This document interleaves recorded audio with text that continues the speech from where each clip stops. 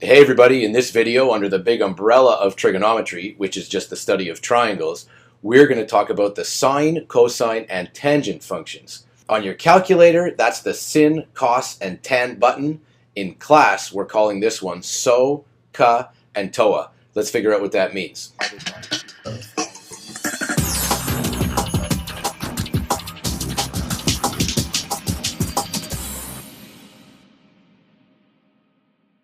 Okay, so what is Sohcahto? Sounds funny, looks funny. It's actually three separate formulas that could be used as long as we have a right triangle to find a missing side length or a missing angle in that triangle. So sine, cosine, and tangent, what are they really? Well, they're like these magical ratios,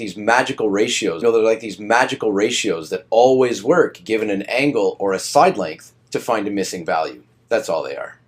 The reason we say Sohcahto is it's a little memory trick. It's a memory trick to help us remember what those formulas look like when we're using sine, cosine, and tangent. That's where the S, C, and the T come from in Sohcahto.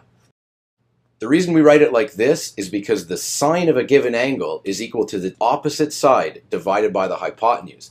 The cosine of an angle is equal to the adjacent side divided by the hypotenuse, and the tan of an angle is equal to the opposite side divided by the adjacent.